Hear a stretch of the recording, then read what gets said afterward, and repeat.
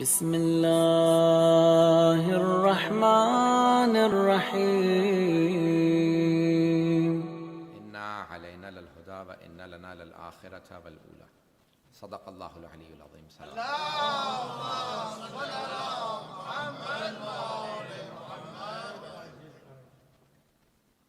سب سے پہلے تمام حضار محفل کو ولادت باسعادت حضرت امام حسن عسکری علیہ الصلوۃ والسلام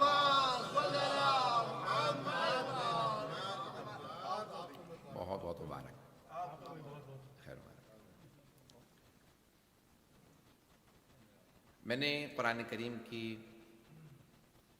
ان دو مختصر سی آیات کا انتخاب کیا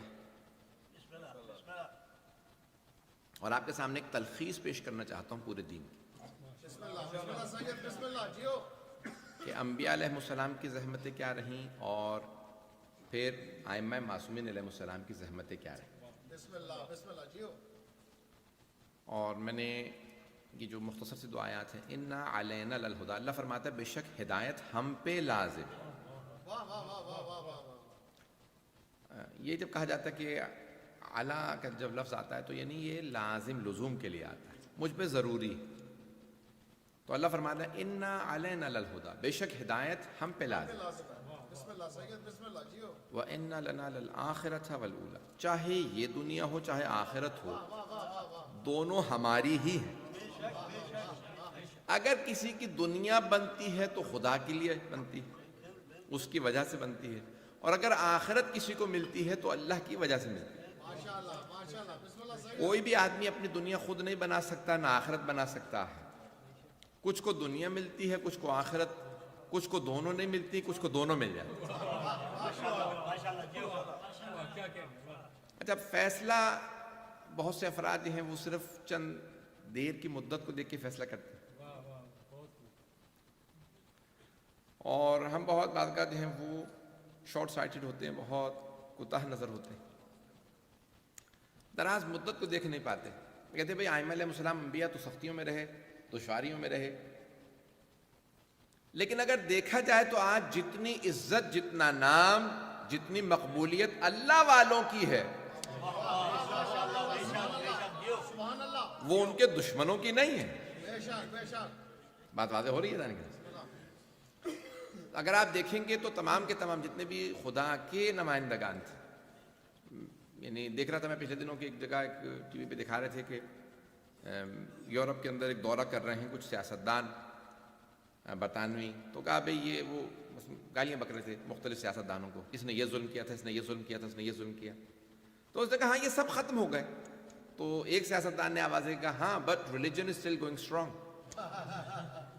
اگر دین کو دیکھو تو پہلے سے بھی زیادہ مضبوط ہے، دین ابھی تک مضبوط چل رہا. عزیزان گرامی، آج بنا کے یہ دکھایا جاتا ہے جیسے جو ایتھیسٹ ہیں یا ملحد ہیں، زندیق ہیں، وہ زیادہ ہو گئے، جبکہ اگر ابھی بھی گنا جائے تو دین کے ماننے والوں کی اکثریت ہے. دنیا میں عیسائیوں کی آبادی دیکھی جائے تو 31% بتائی جاتی ہے، 24-25% مسلمان ہیں، یعنی 55% سے زیادہ تو صرف عیسائی اور مسلمان ہیں. اور اگر آپ دوسرے ادیان کو دیکھیں، چاہے ہندو، جو مرضی آپ ہم کہیں مشرک، لیکن وہ جب بھی آپ سوال کریں تو کہتے ہیں اوپر والا ایک ہی ہے. ان سے بھی سوال کریں تو وہ یہ کہتے ہیں اوپر والا ایک ہے. ہمارا ان کے ساتھ مسئلہ یہی ہے کہ وہ اس اوپر والے کو جس میں دیکھ لیتے کہتے ہیں بھئی یہی ہمارے لیے خدا ہے. آگ میں نظر آئے تو آگ خدا، سانپ میں نظر آئے تو سانپ خدا، ہاتھی میں نظر آئے تو ہاتھی خدا، بندر میں نظر آئے تو بندر خدا، باپ میں نظر آئے تو باپ خدا، ماں میں نظر آئے تو ماں خدا، شوہر میں نظر آئے تو پتہ نہیں بات پہنچ رہی ہے نہیں. ہمارا بھی یہی مسئلہ ہے، اوروں میں خدا کو تلاش نہ کرو، خدا کو خدا میں تلاش کرو. تو جانے گرامی، یہ کوئی بھی دلیل تو ہو سکتا ہے وہ جو خدا پہ، خدا نہیں ہو سکتا. بات پہنچ رہی ہے؟ ہمیں رسول خدا خدا تک تو پہنچاتے ہیں، علی مرتضیٰ خدا تک تو پہنچاتے ہیں، لیکن یہ خدا نہیں ہے. خدا تک پہنچانے والے ہیں، خدا کی دلیل ہیں، خدا نہیں. بات پہنچ رہی ہے جانے گرامی؟ تو اب یہ ہم پورا دیکھیں، مشرکین کو، کفار مکہ کو، مشرکین مکہ کو رسول خدا کے خدا سے مسئلہ نہیں تھا، جہاں اتنے انہوں نے بتوں کو مان رکھا تھا وہاں پہ ایک اور خدا سے. انہیں مسئلہ یہ تھا کہ رسول خدا یہ نہیں کہتے تھے کہ اللہ ربی، کہتے تھے لا الہ الا اللہ، کہ رسول خدا فرماتے تھے کوئی معبود نہیں سوائے اللہ کے. یعنی وہ نگیشن کرتے تھے، نگیٹ کرتے تھے یہ سارے بت جو ہیں وہ خدا نہیں ہیں. بات کہہ کے آگے بڑھوں گا.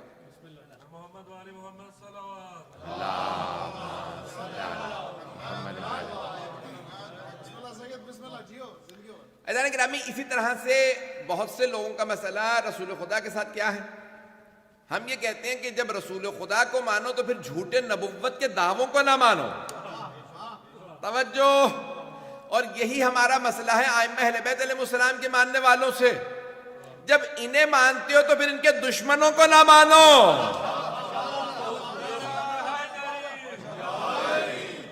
یہ نہیں ہو سکتا کہ آپ کہیں نہیں ہم بھی اہل بیت کو مانتے ہیں لیکن ان کے سارے دشمنوں کو بھی مانتے ہیں. عزیزان گرامی، یہ بہت بڑا ایک ایشو ہے. بات واضح ہو رہی ہے مجھے امید ہے. تو عزیزان گرامی، اب اللہ نے ایک نظام بھیجا ہے پوری کائنات کے اندر، دین کا نظام بھیجا کہ کچھ چیزیں دنیا کے قوانین ہم خود بنا سکتے ہیں لیکن دین کا نظام ہم خود نہیں بنا سکتے. اس دین کے نظام کو پہنچانے کے لیے وہ کہتا ہے ہدایت دینا ہمارا کام. کچھ چیزیں اس نے ہمارے سسٹم میں دے دی ہیں. آپ کو اچھائی برائی سمجھ میں آ جاتی ہے، سچ اچھا ہے، جھوٹ برا ہے، عدل اچھا ہے، ظلم برا ہے. لیکن کچھ چیزیں سمجھنے کے لیے اللہ کو انبیاء بھیجنے کی ضرورت ہے. پتہ نہیں میں بات پہنچا پا رہا ہوں. تو کچھ چیزیں تو ہم سمجھ لیتے ہیں خود سے، ہمارے سسٹم سے سمجھ میں آ جاتی ہیں، لیکن کچھ چیزیں سمجھنے کے لیے ہمیں دین کی ضرورت ہے. عزیزان گرامی، ان چیزوں کو سمجھنے کے لیے جن کے لیے ہمیں اللہ کے ہادیوں کی ضرورت ہے، اللہ نے ان تمام ایک کے بعد ایک ہادی بھیجے کہ یاد رکھو کچھ چیزیں خود پہنچ جاؤ گے، کچھ میں سمجھا دوں گا. توجہ. بہت سے رشتوں کا پاس تمہیں آ جائے گا، بہت سے رشتوں کا پاس میں سکھا دوں گا. مجھے نہیں معلوم بات پہنچ رہی ہے نہیں. یہ رشتوں کا پاس شریعت سکھاتی ہے. یہ ماں ہے، یہ بہن ہے، یہ بیٹی ہے، یہ زوجہ، سب کا اپنا اپنا مقام ہے. اس زیادہ کھل کے نہیں پڑھ سکتا. یہ رشتوں کا پاس شریعت بتاتی ہے. عزیزان گرامی، یہ شریعت ہے، شریعت محمدی یا کسی بھی اللہ کی بھیجی ہوئی شریعت کے اندر. تو اب اللہ نے انبیاء کو بھیجا، ایک کے بعد ایک انبیاء بھیجتا رہا اللہ. اس کے بعد پھر اللہ نے ائمہ علیہ السلام کو بھیجا. میں بہت تیزی سے چل رہا ہوں. تو اللہ نے سارے انبیاء کو حضرت آدم سے خاتم تک بھیجا. سارے انبیاء دین اسلام ہی لائے، سب کے سب دین اسلام لے کے آئے ہیں. جو اسلام سے منحرف ہوتا رہا وہ اپنے آپ کو نیا نام دیتا رہا. اسلام سے کوئی ہٹا، اس نے کہا میں یہودی ہوں. کوئی اسلام سے دور ہوا، اس نے کہا میں عیسائی ہوں. توجہ. تو دین اسلام ہوا سماکم المسلمون، اسلام جناب آدم بھی اسلام لائے، جناب نوح بھی، سب کے سب اسلام لائے. تو رسول خدا نے اسلام کے علاوہ اگر کبھی کوئی لفظ استعمال کیا ہے تو وہ شیعہ لفظ استعمال کیا. حدیث میں اور کوئی لفظ نہیں آیا. پتہ نہیں بات پہنچ رہی ہے نہیں پہنچ رہی. برا نہ لگے کسی کو. کسی اور فرقے کا نام ہم کو نہ قرآن میں ملے گا نہ حدیث میں ملے گا. شیعہ بھی فرقہ نہیں ہے، اسلام خالص کے پیروکاروں کا نام شیعہ، خالص اسلام کے ماننے والے، اسلام محمدی کے ماننے والوں کا. کیونکہ اسلام محمدی ہی کے اندر سب سے اولویت علی ابن ابی طالب.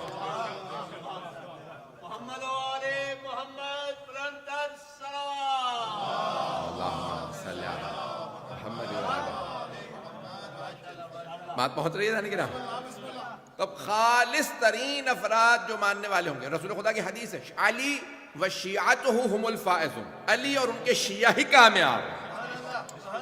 عزیزان گرامی، ایک نہیں، یہ ابن عساکر کو دیکھ لیجیے، شیعہ سنی دونوں علماء نے ان مضامین کی حدیث کو لکھا. اور ابھی آپ کو بہت سے اہل سنت کے بزرگ علماء کا مل جائے گا، فرمان مل جائے گا کہ اگر علی کے ماننا ہی شیعہ ہے تو ہم بھی شیعہ.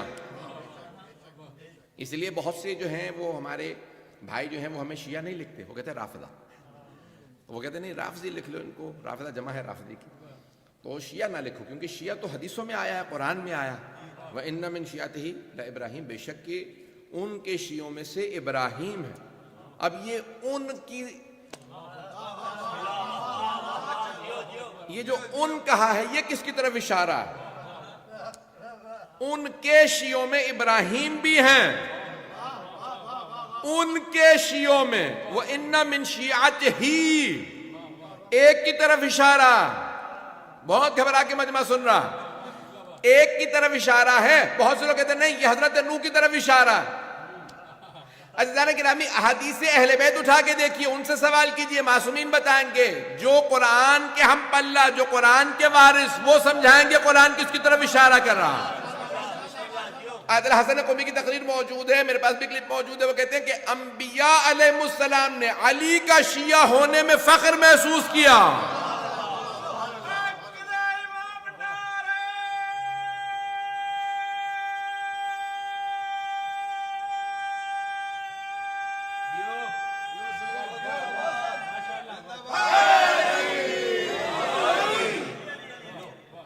توجہ ہے جانے گرام؟ تو اب یہاں حضرت ابراہیم علیہ السلام یا دیگر انبیاء علیہ السلام جو خود دعائیں مانگ رہے ہیں، پروردگار ہمیں ان کے شیعوں میں قرار دے۔ کون ہے جن کے جناب نوح کے آیا کہیں تذکرہ ملتا ہے کہ ان کے کوئی شیعہ ذکر کیے گئے ہیں؟ عزیزان گرامی تو اب یہ حدیث نبوی کے اندر جگہ جگہ آیا، علی و شیعتہ ہم الفائزون، بے شک علی اور ان کے شیعہ ہی کامیاب۔ تو عزیزان گرامی اب کون ہے؟ یہاں تک کہ بہت بزرگوں جن کا میں جملہ پیش کر رہا تھا وہ مرجع کہتے ہیں کہ یہ اللہ کا ہم پہ کرم ہے، ساری دنیا جب ہمیں دیکھتی کہتے ہیں یہ علی کے شیعہ۔ روز قیامت ہم سر اٹھا کے کہہ سکتے ہیں مولا ہم جیسے بھی تھے، گنہگار تھے، جیسے بھی تھے، لیکن دنیا ہمیں کہتی تھی علی کے شیعہ۔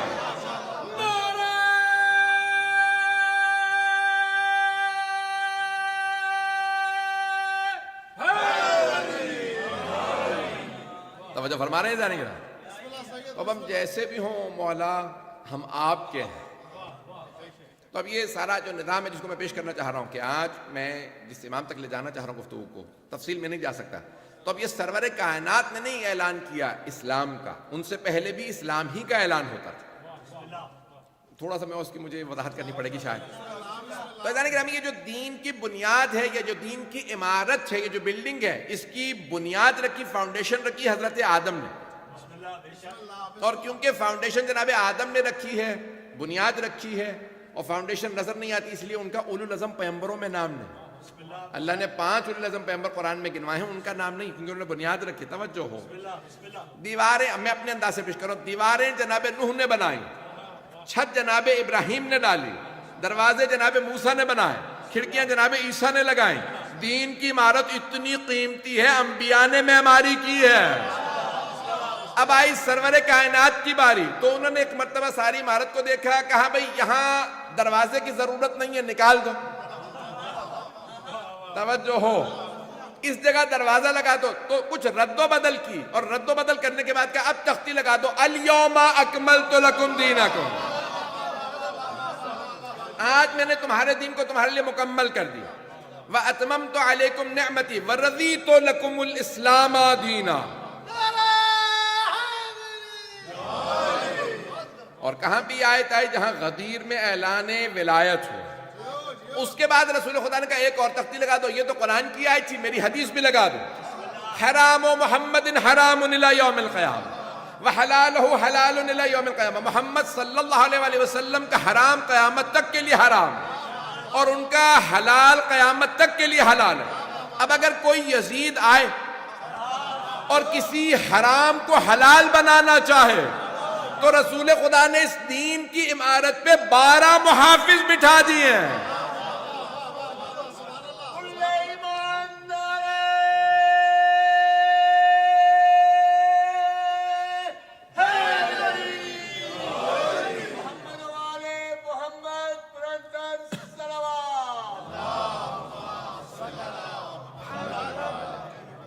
توجہ فرما رہے ہیں نا؟ تو اب یہ دین کی عمارت بہت مضبوط ہے، اس پہ 12 محافظ علی جیسے ہیں۔ انہوں نے حفاظت کی، کیا کچھ ہوا، لیکن انہوں نے کسی حرام کو حلال میں بدلنے نہیں دیا۔ عزیزان گرامی ہمارا، میں یہاں پہ اپنے تمام شیعہ سنی بھائی سے مجھے معلوم ہے کہ لائف جا رہا ہے اس وقت، سب سے میری ایک دعوت ہے، ہمارا کسی کے اہل سنت ہونے سے کوئی اختلاف نہیں، اہل سنت سے مراد ہے سنت نبوی، ہمارا اعتراض ہے والجماعت سے۔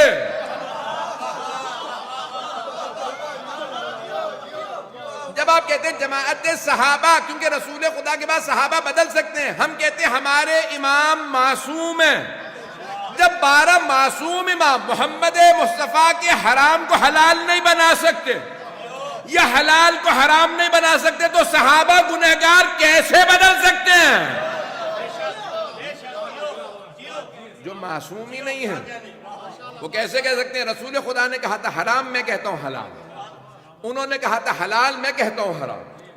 عزیزان گرامی، آج لیجسلیشن، یہ بہت سے سوال کرتے ہیں نوجوان ہم سے، مسلسل سوالات آ رہے ہیں کہ بھئی نہیں آپ کے پاکستان کے اندر بہت بڑا ایشو بنا رکھا ہے اس وقت کہ یہ متع جو ہے وہ حرام ہے اور یہ زنا، معاذ اللہ، استغفر اللہ العظیم۔ بھئی آپ نے کبھی، آپ کو پتہ بھی ہے کہ یہ متع خود رسول خدا کے زمانے میں جائز تھا؟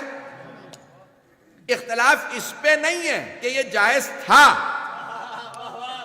اختلاف اس پہ ہے کہ ناجائز قرار دینے والے صحیح بھی تھے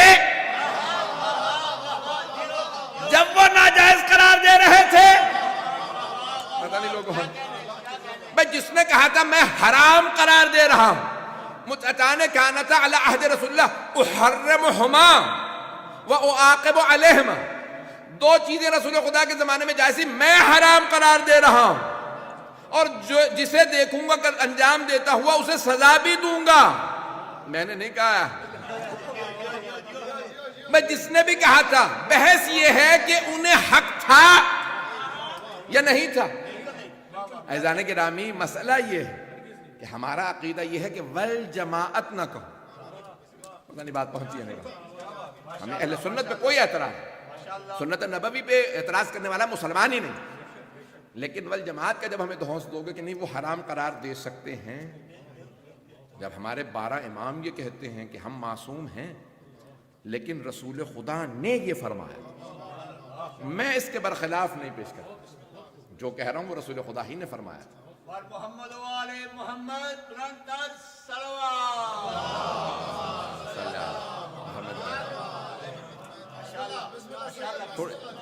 تھوڑی سی تلخ اور سخت باتیں کہوں گا۔ عزیزان گرامی، اب یہ پوری شریعت جو ہے وہ ہماری شریعت محمدی، کسی اور کو حق نہیں ہے کہ اس کے اندر رد و بدل کر اس میں تبدیلی لے آئے۔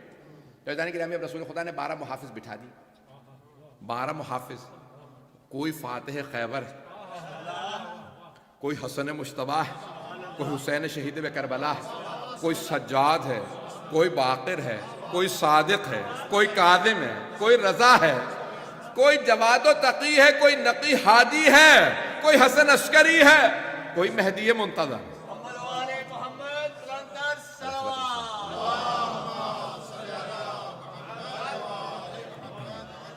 معذرت، یہ چائے پیتا رہوں تو معذرت آپ کو بولا دیں، تو یہ انہوں نے عادت بنا دی میری، میں اللہ بالکل کوشش کرتا ہوں صرف پانی پیوں، اب یہ چائے بنا کے دے دیتے ہیں، اب یہ عادت پڑ گئی۔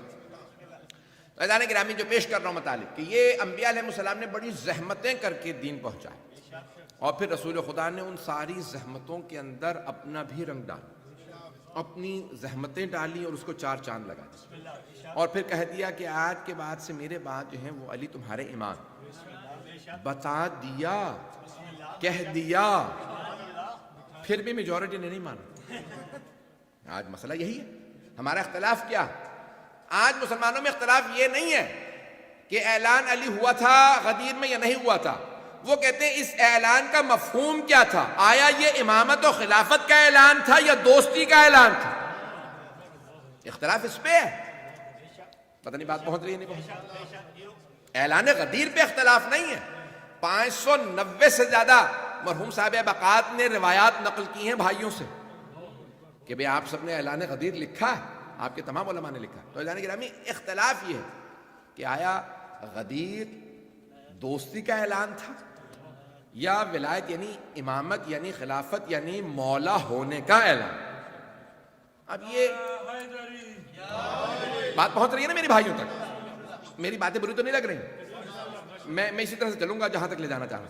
تو عزیزان گرامی، اب مسئلہ یہ ہے کہ آیا یہ غدیر کا اعلان دوستی کا اعلان ہو سکتا ہے کہ جہاں رسول خدا کہیں جو آگے چلے گئے ان سے کو واپس آ جائیں، جو پیچھے رہ گئے ان سے غدیر میں آ جائیں، جو دائیں چلے گئے واپس آئیں، جو بائیں گئے واپس آئیں، پالانوں کا منبر بنایا جائے اور اعلان کے بعد کہا جائے کہ 3 دن تک سب سے بیعت لو، کھلانے پلانے کا خرچہ میرا. بھائی دوستوں کی بیعت نہیں کروائی جاتی، مولا کی بیعت کروائی جاتی، اولا بے تصرف کی بیعت کرائی جاتی. فیضان گرامی یہ غدیر میں بیعت لینا بتا تفصیل میں نہیں جا سکتا. تو اب رسول خدا نے اعلان غدیر کی بہت تفصیل ہے اس میں. وہاں اعلان کیا، اس کے بعد پھر جناب امام حسن مجتبیٰ کا نام لیا، امام حسین کا نام لیا. ان سب نے کنٹریبیوشن کیا کیا جو میں پیش کرنا چاہ رہا تھا کہ اب جناب امیر نے دیکھا کہ اختلافات ہو گئے. اختلاف کس میں ہوا؟ کچھ صحابہ کا نہیں، کچھ صحابہ کا اہل بیت سے اختلاف ہو گیا. کس پہ؟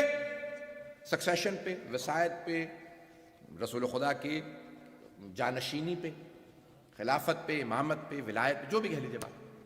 تو اختلاف ہو گیا. اختلاف کیا ہوا؟ اہل بیت علیہ السلام نے کہا حق ہمارا، اور ان کے پیشوا کون تھے؟ مولا کائنات. انہوں نے کہا حق میرا. کچھ لوگوں نے کہا کہ نہیں، ہم لوگ قبضہ کر چکے ہیں، حق ہمارا. وہاں پہ اختلاف ہوا، اور اس اختلاف کے نتیجے میں کیا ہوا کہ باقی صحابہ کو فیصلہ کرنا تھا ہم کس طرف. بات واضح ہو رہی ہے؟ انہیں فیصلہ یہ کرنا تھا کہ ہم نے اہل بیت کا ساتھ دینا ہے یا ہم نے ان صحابہ کا ساتھ دینا. تو کچھ صحابہ کے ساتھ کھڑے ہو گئے اور کچھ اہل بیت کے ساتھ. عزیزان گرامی، اب یہ آج تک اختلاف چلا آ رہا. جو صحابہ کے ساتھ کھڑے رہے وہ والجماعت کہلاتے ہیں، اور جو اہل بیت کے ساتھ کھڑے ہوئے وہ شیعہ کہلاتے ہیں. تو ہم نے فیصلہ یہ کیا، ہمارے اجداد نے، ہمارے بڑوں نے، ہم سب نے فیصلہ یہ کیا کہ بھئی ہم لوگ اہل بیت علیہ السلام کے ساتھ جانشینی ان کی. اچھا، اب ہمیں بہت سے لوگ دھونس یہ دیتے ہیں، کہتے ہیں کہ نہیں بھئی تم لوگ ایران سے آئے ہو، ایران میں بادشاہت تھی، تو اسی لیے تم لوگ کہتے ہو کہ بھئی رسول خدا کے بھائی کو، پھر ان کے بعد بیٹوں کو، بیٹوں کے بعد بیٹے، بیٹے بیٹے کو ملتے رہے. تو تمہارے ہاں یہ بیٹوں والا نظام چل رہا ہے. اچھا، تو کیا بنو امیہ بنو عباس میں کوئی اور نظام چل رہا تھا؟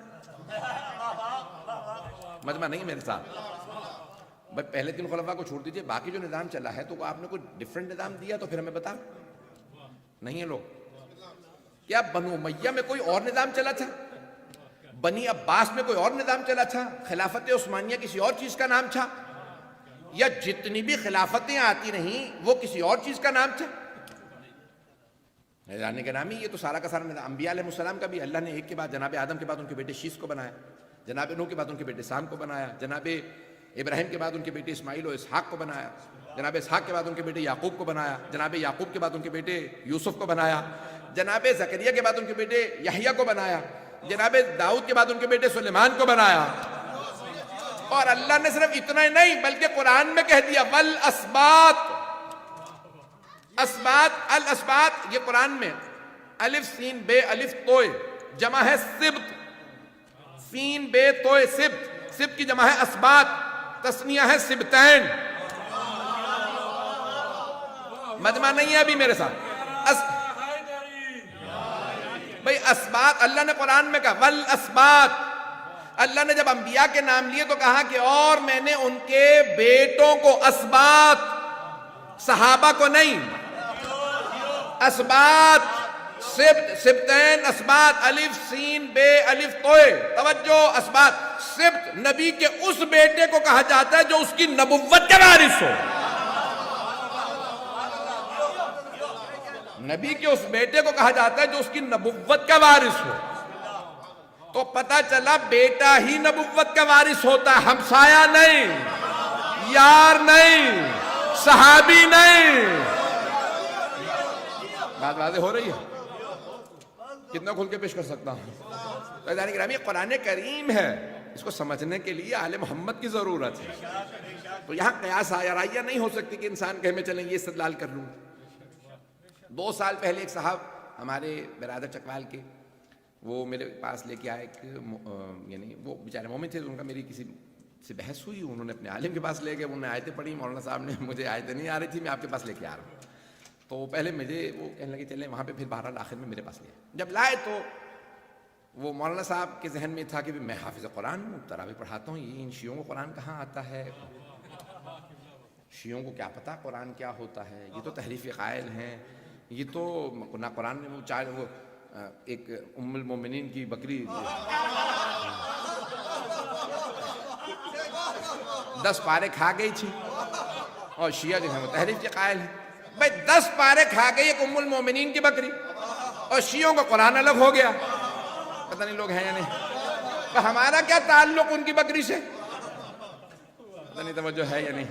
تو اب وہ میرے پاس آیا, وہ جو آیت پڑھیں کہنے لگے. میں نے کہا بھئی آپ بحث کرنے آئے ہیں, آپ پیش کیجئے اپنا مدعا کیا ہے. تو میں نے کہا جو آپ مدعا پیش کرنا چاہتے ہیں اپنا پیش کیجئے, قرآن سے ثابت کیجئے, کسی بھی خلافت کو ثابت کرنا چاہیں. حدیث تو بعد میں آئے گی, پہلے قرآن سے ثابت کریں. وہ جو آیت پڑھیں میں اسی آیت سے نکال کے حضرت علی کی امامت ثابت کر دوں. اچھا 2-3 آیات انہوں نے پیش کی, پھر سٹ پٹانے لگے, کہنے لگے یہ تو آپ الٹ کام کر رہے ہیں. آیت میں پڑھتا ہوں, استدلال آپ کر کے کہیں اور لے جاتے ہیں. میں نے کہا آپ غلط ثابت کر دیجئے, میں وہ مان لوں گا جو آپ پیش کریں. جب اس کے بعد کہنے لگے اگلی دفعہ ہماری طرف بحث ہوگی, 2-2.5 گھنٹے بحث انہوں نے کی مجھ سے, اس کے بعد چلے گئے. تو اب وہ تمام حضرات کہنے لگے کہ انشاءاللہ مولانا آپ آئیں گے. میں نے کہا میں آ جاؤں گا, اب یہ نہیں آئیں گے. آج 2.5 سال ہونے کو ہیں, وہ ابھی تک بیمار ہی ہیں. جب صحت ہوگی تو آگے بحث چلے گی. عزیزان گرامی, قرآن ہمیں دکھاؤ تو پھر ہم سے پوچھو ہمارا عقیدہ کیا, اپنا نظریہ ہم پہ نہ تھوپو. یہ قرآن کریم.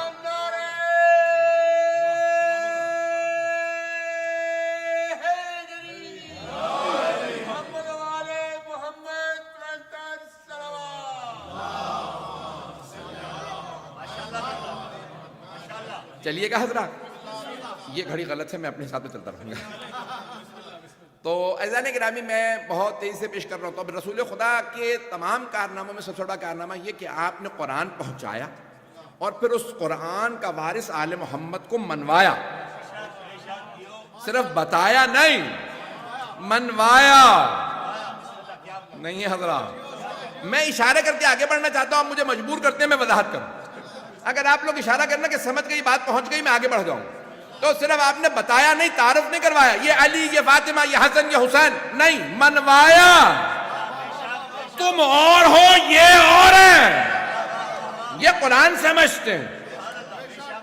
عزیزان گرامی سب کے سب آل محمد کے در پہ آ کے سوال کرتے تھے, یہ آیت سمجھا دیجئے, یہ آیت سمجھا دیجئے. آل محمد سمجھاتے تھے قرآن.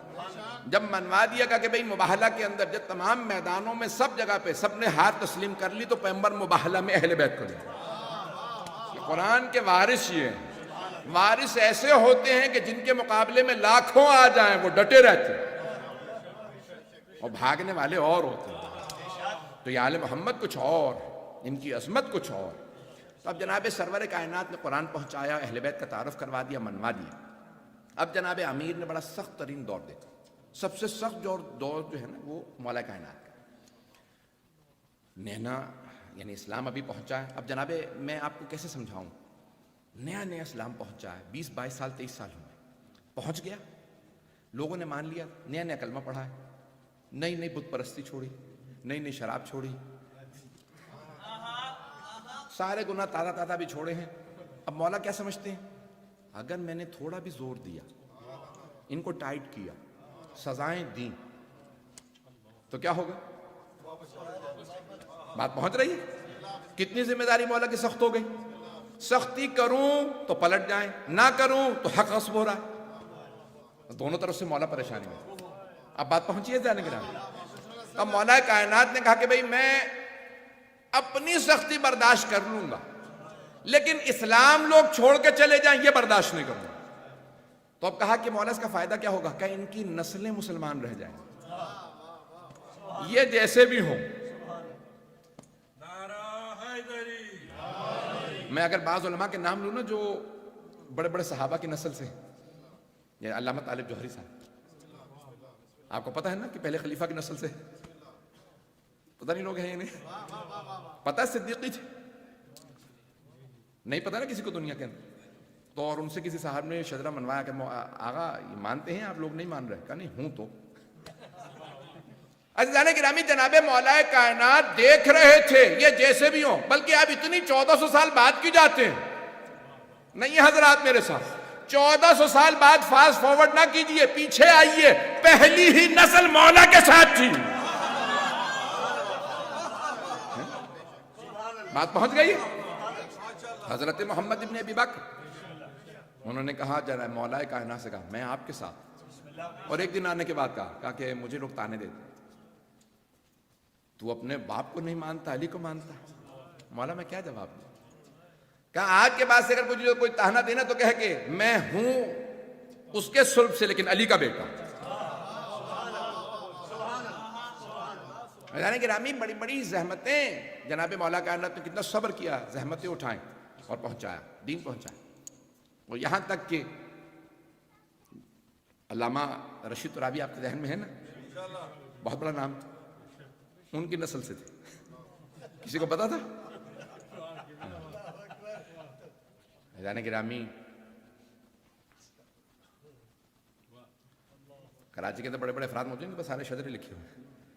یہ اعزاز ہے. اور وہ خود مرحوم کہتے تھے کہ جناب مولا کائنات نے اسی لیے شاید نہیں کسی کے اوپر تلوار اٹھائی کہ ہم لوگ نسلوں میں آنے والے تھے، کہ اتنے عاشق اہل بیت، چاہنے والے، کہ جنہوں نے دفاع کیا، صرف اور صرف مانا نہیں، اپنی زبان سے، جسم سے، منبر سے، ہر جگہ سے دفاع کیا آل محمد علیہ.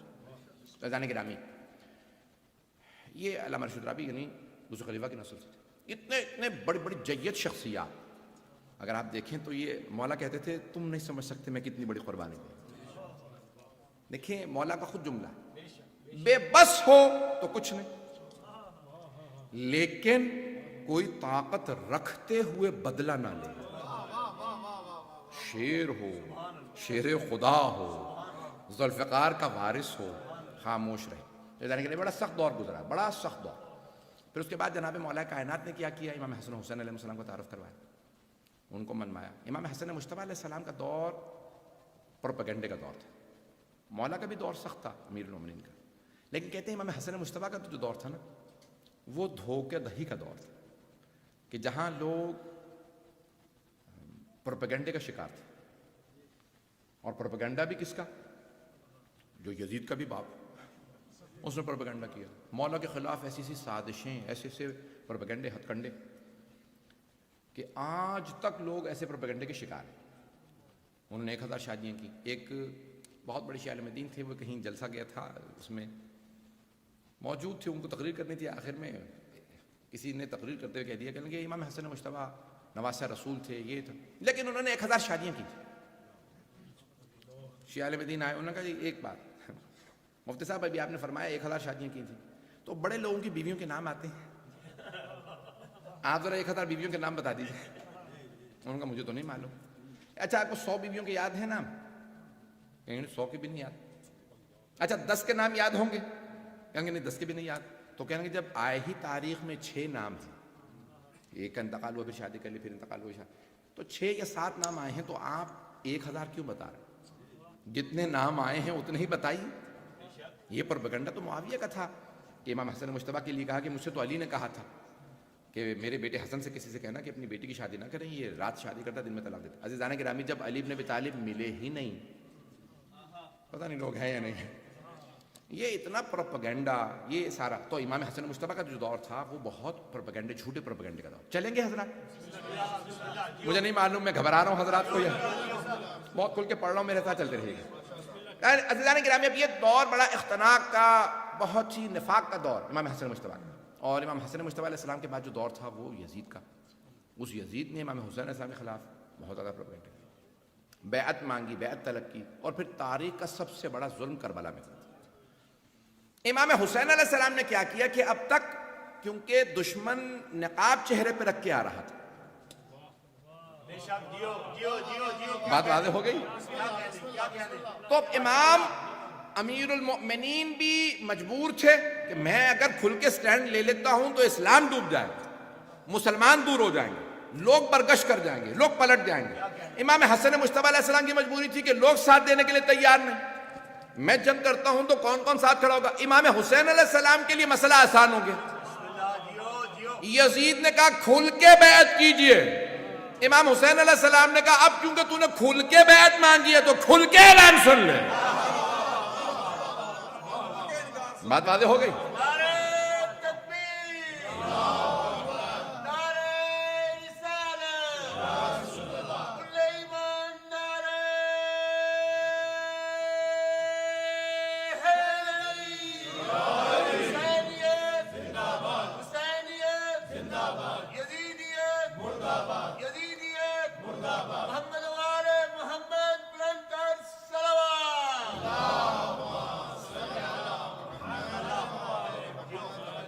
بھئی وقت تو تمام ہو گیا.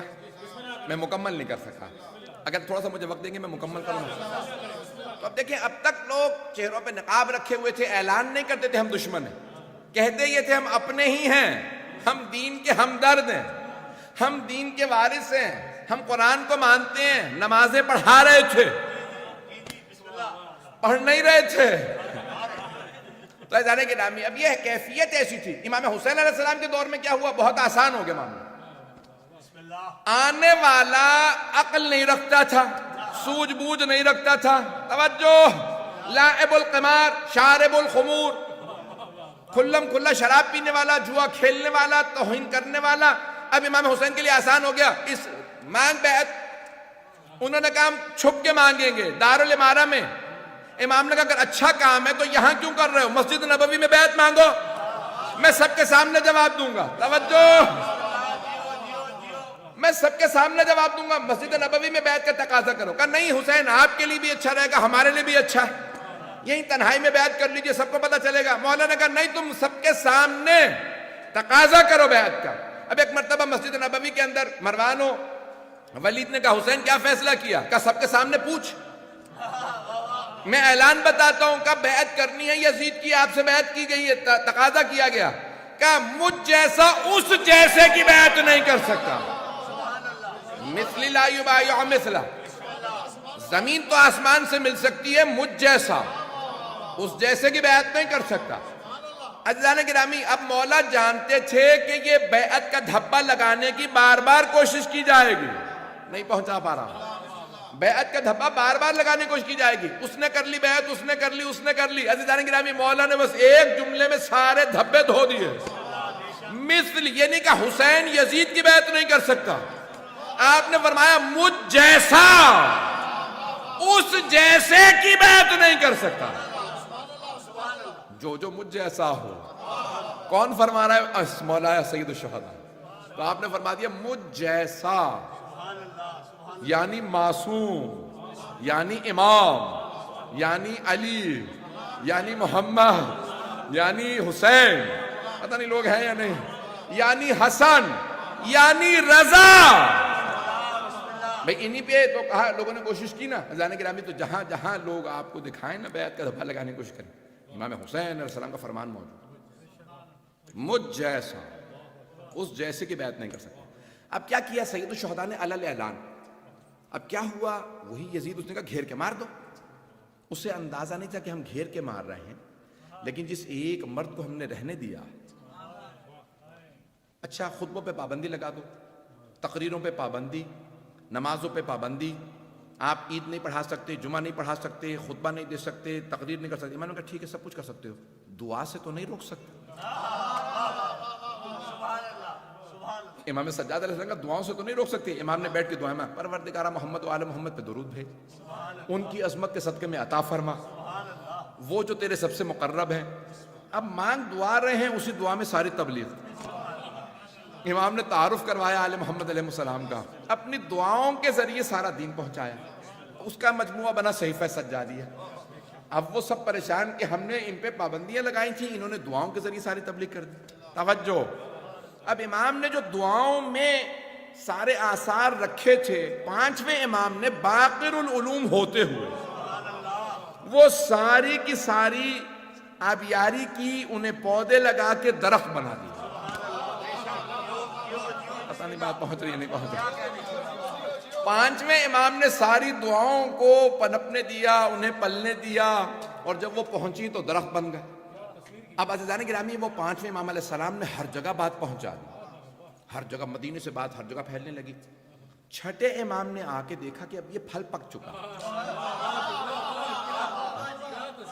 اس کے بیج کو یہاں سے کاٹ کے اور جگہوں پہ پہنچانے کی ضرورت ہے۔ آپ نے ایک یونیورسٹی کی بنیاد رکھی، 4000 علماء کو دعوت دی، آؤ آ کے پڑھو، فرقے کی بھی قید نہیں۔ امام نے نہیں کہا کہ تو آئندہ فقہ حنفی کی بنیاد رکھے گا، چلا جا، نہیں حضرات، جانتے تھے کون ہے، نہیں کہا اٹھ جاؤ، جانتے تھے یہ امام مالک ہے، 7 سال پڑھتے رہے، امام نے کبھی نہیں کہا اٹھ جا، ہاں ٹوکا، دنیا کی محبت دل سے نکال، ہماری محبت کو دل میں سمو.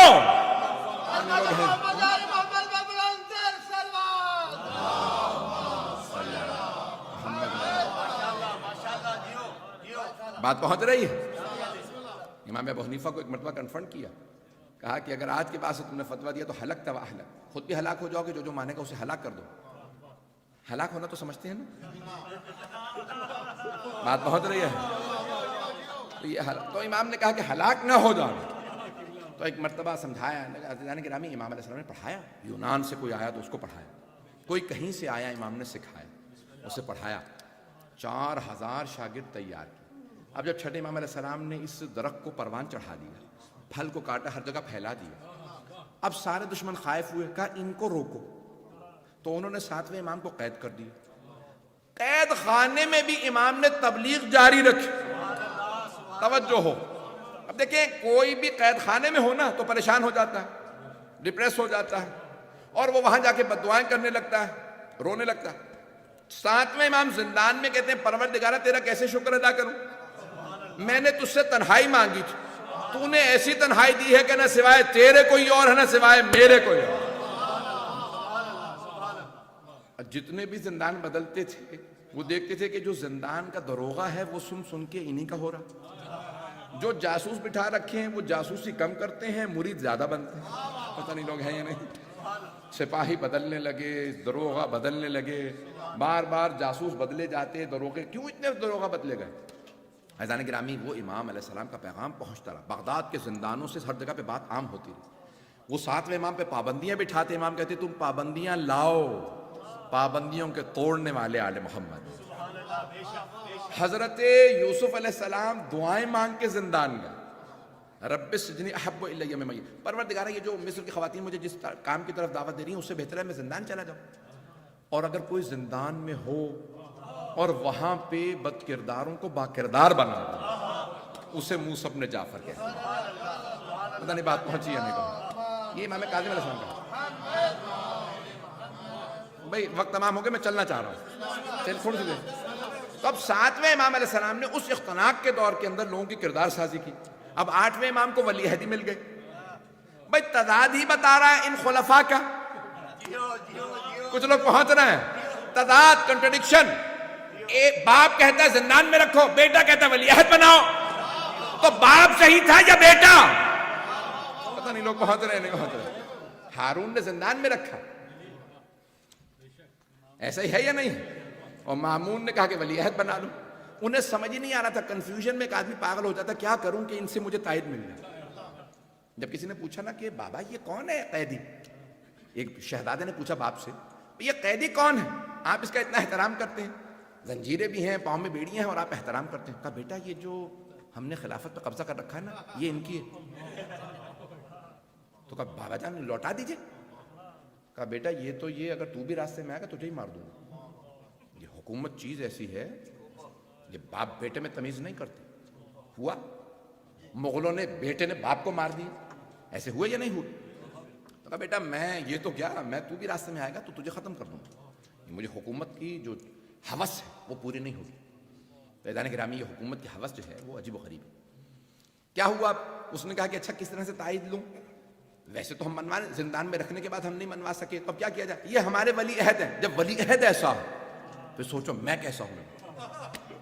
بات پہنچ رہی ہے, سارا مجمع نہیں ہے.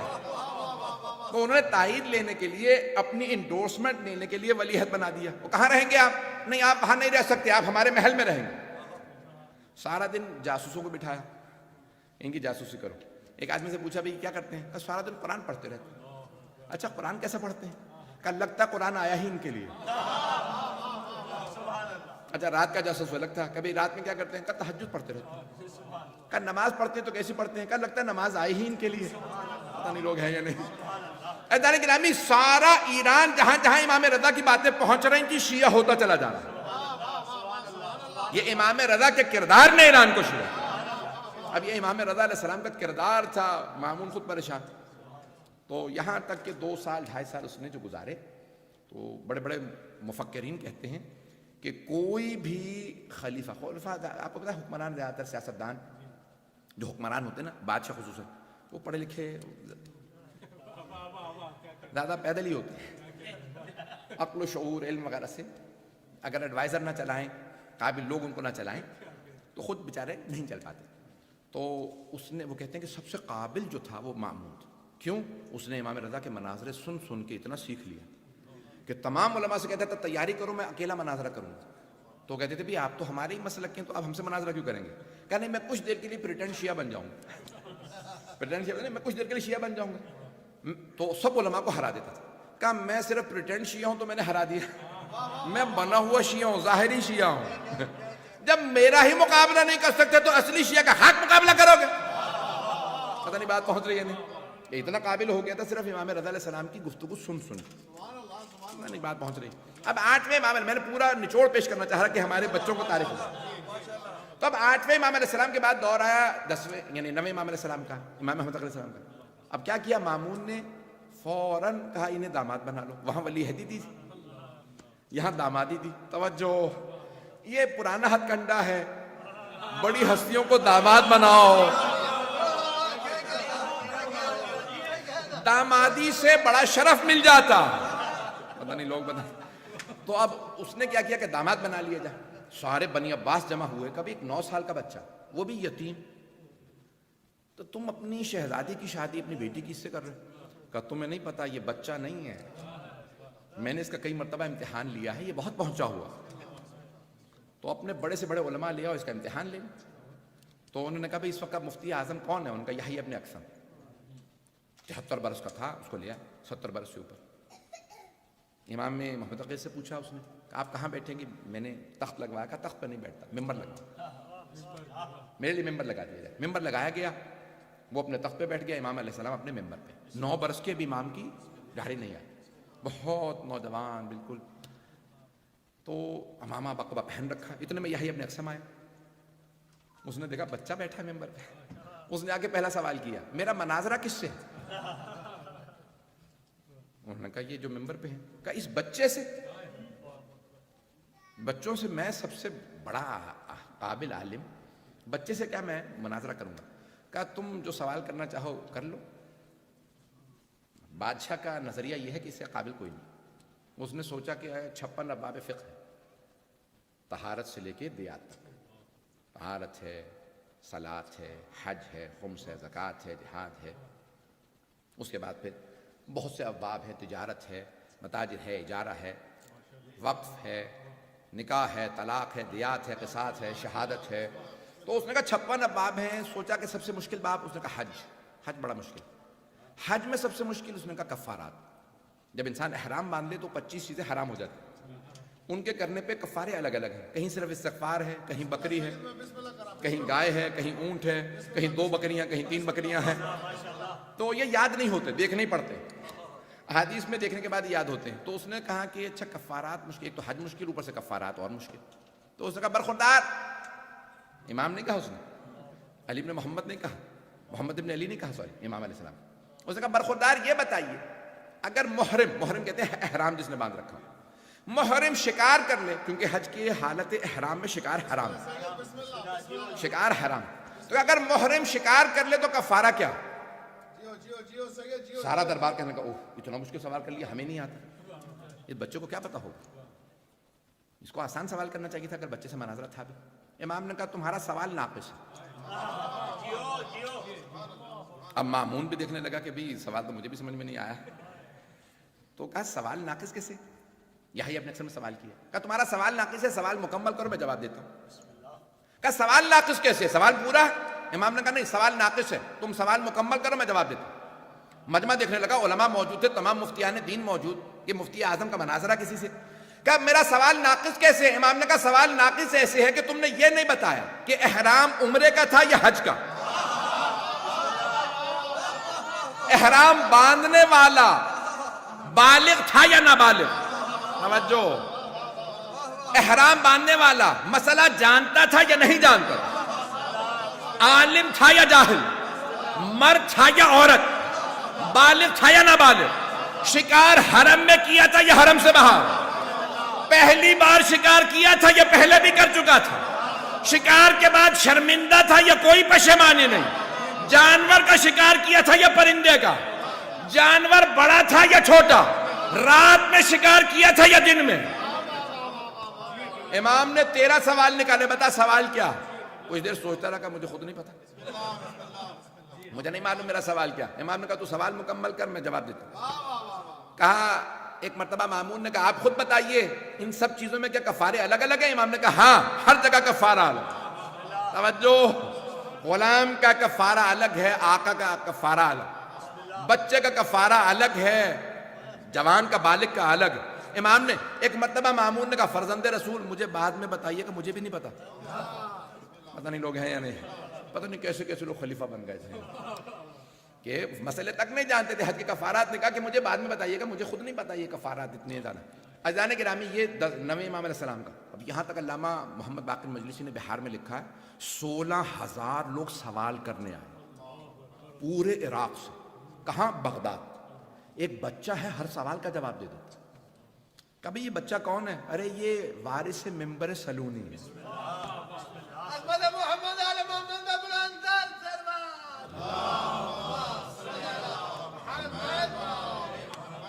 بہت معذرت, میں 1 گھنٹہ بولنا ہی نہیں چاہ رہا تھا. تو پورے بغداد, پورے عراق سے لوگ آنے لگے بغداد. اب سمجھ میں آیا یہ عراق کے اندر شیعہ زیادہ کیسے ہوئے. یہ 9ویں امام کا کنٹریبیوشن تھا.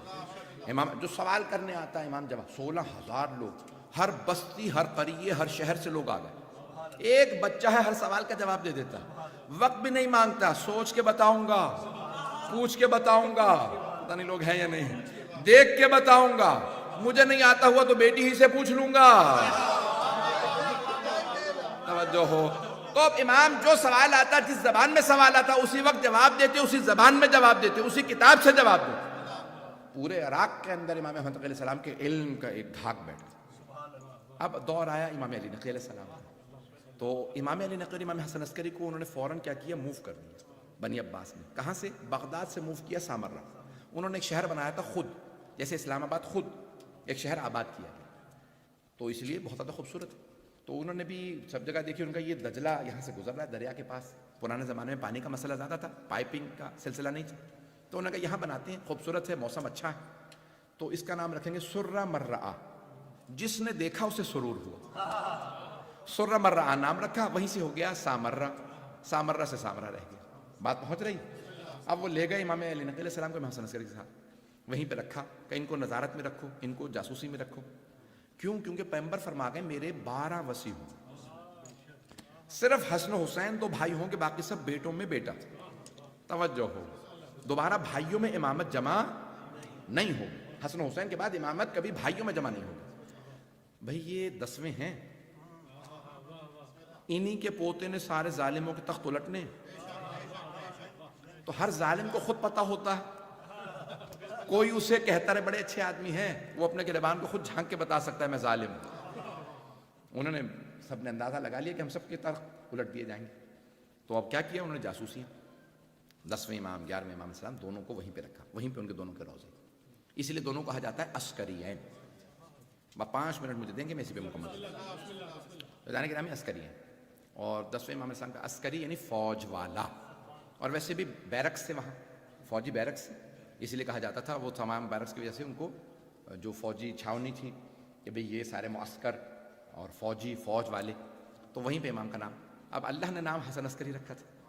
تو ایک مرتبہ متوکل عباسی ظالم بادشاہ تھا, امام علی نقی علیہ السلام کو لے جانے لگا. فوج سے کہا سب اس پہاڑ پہ چڑھ جاؤ, ابھی بھی جائیں گے نا تو وہاں پہ ایک انہوں نے خود بنا رکھا کہ اس پہ سب پوری فوج ہاتھوں میں اسلحہ لے اور زمین پہ نیزے مارو, تلواریں چلاؤ اور گرز مار مار کے آوازیں بلند کرو, ان پہ روب بیٹھ جائے, اتنی فوج ہے. تو امام علی نقی, یہ ہمارا محل ہے, یہ میرا باغ وحش ہے, زو بنا رکھا تھا, اس میں اتنے شیر ہیں, میں لے کے آیا افریقہ سے, یہ ہے وہ ہے. امام پہ روب بٹھانے لگا. امام بھی مسکرا رہے ہیں, ٹھیک ہے. اتنے میں کہنے لگا یہ ساری میری فوج ہے, اشارہ کیا. سب فوج نے ایک مرتبہ گرز اٹھائے, کہا بادشاہ سلامت, حکم دیجئے کسے مارنا. اس نے ایک مرتبہ امام علیہ السلام کو دیکھا, کہا دیکھ رہے میری فوج کتنی. امام علیہ نقی علیہ السلام نے امام حسن عسکری کی طرف اشارہ کیا, کہا ذرا بیٹا اپنی فوج بھی دکھاؤ اسے.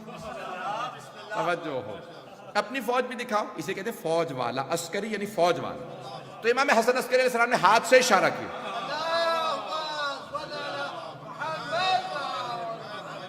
بس ہاتھ کا اشارہ کرنا تھا، زمین سے لے کے آسمان تک سارے بادل چھٹنے لگے. جب بادل چھٹے تو ایک مرتبہ ملائکہ نظر آنے لگے، ایک ایک فرشتہ ساری فوج سے بڑا تھا، جن کے ہاتھوں میں لوہے کے گرسے، جن سے آگ نکل رہی تھی. ایک مرتبہ سب کہنے لگے فرزند رسول حکم دیجئے کسے مارنا، اگر کہیں تو متوکل کو اٹھا کے لے جائیں جہنم میں پھینک دیں. ایک مرتبہ متوکل بے ہوش ہو کے زمین پہ گر گیا، اور جیسے ہی اس کے چہرے پہ فوجیوں نے پانی ڈالا ہوش میں آیا تو اس نے کہا کہ آئندہ کبھی فوج نہ بلائیے گا، میرے تو وڈیرے بھی کہہ گئے اگر آپ نہ ہوتے تو ہم ہلاک ہو جاتے.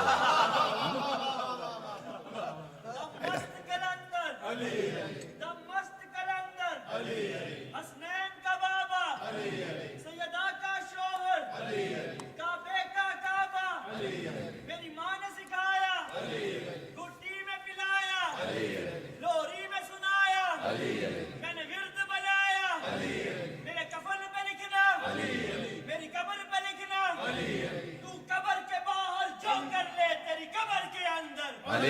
5,45 لاکھ نعرے